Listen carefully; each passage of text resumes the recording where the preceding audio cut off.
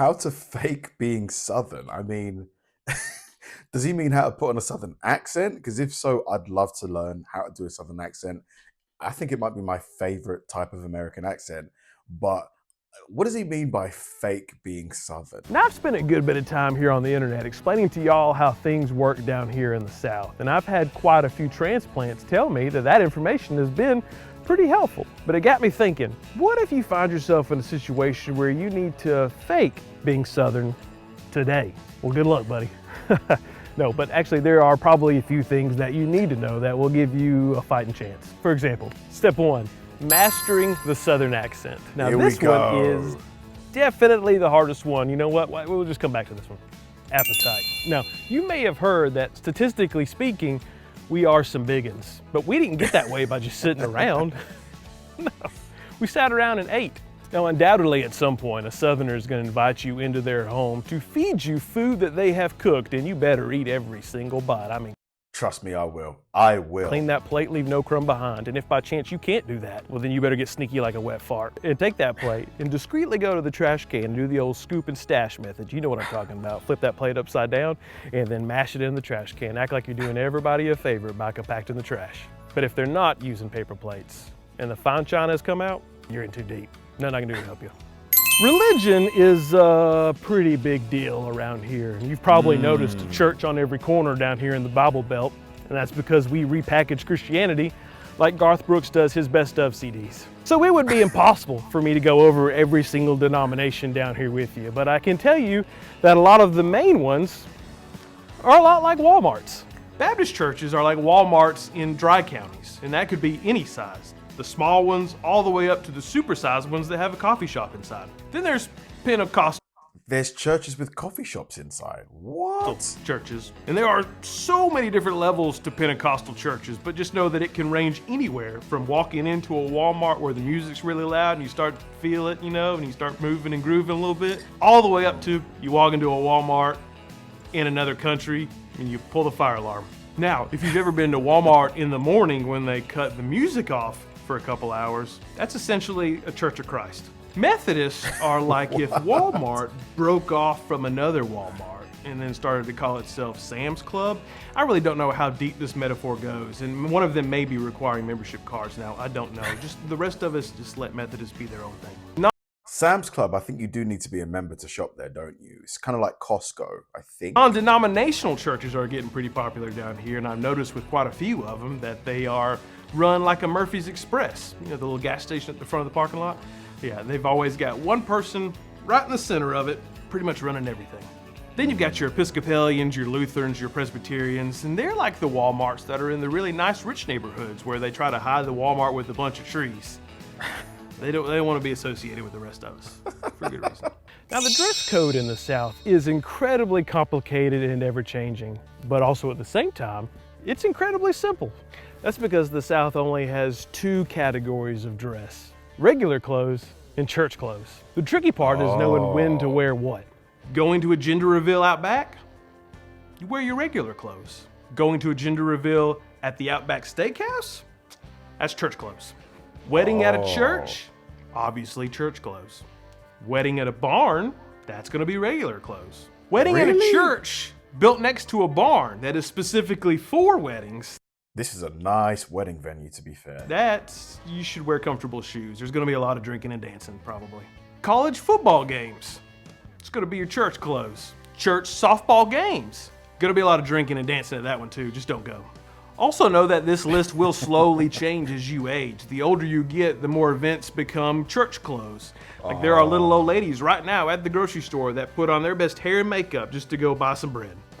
And if you're really never sure, luckily the bar for church clothes in the rural South for men is extremely low. All you need is one of these Columbia fishing shirts. I mean, this works as church clothes or casual. It doesn't matter. You'll never be overdressed or underdressed for any occasion. Looks comfy too, nice and roomy. And if you start to sweat about it, don't worry. They're vented. No fishing required. Anybody can buy one. They make them in black too for funerals.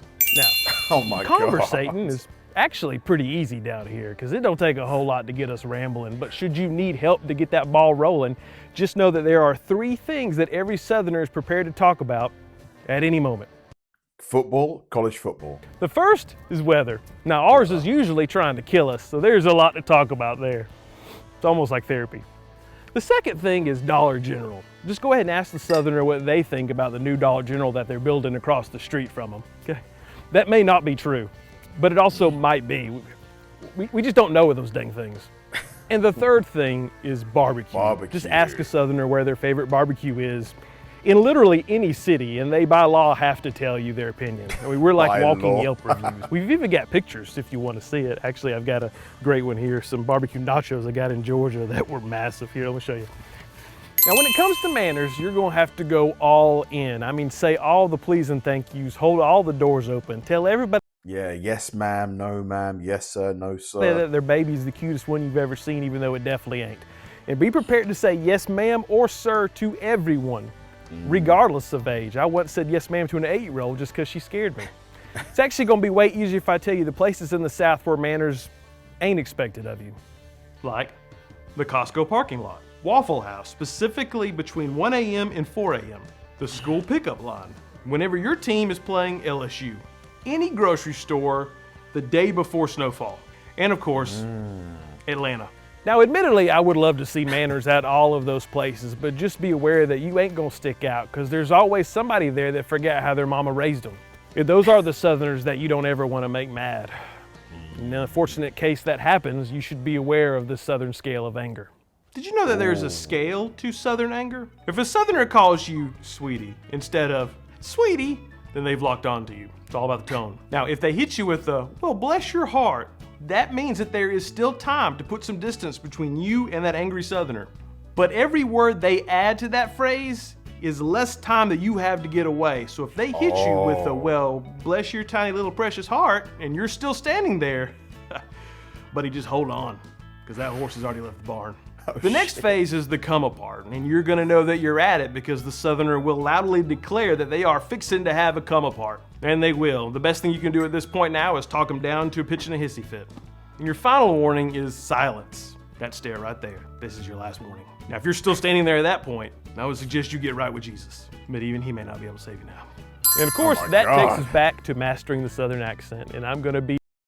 How's my Southern accent? Does it sound convincing? Do I sound, would you believe that I was a Southerner? Decent. I'd give it 5 out of 10. What would you give that out of 10? Be brutally honest with y'all.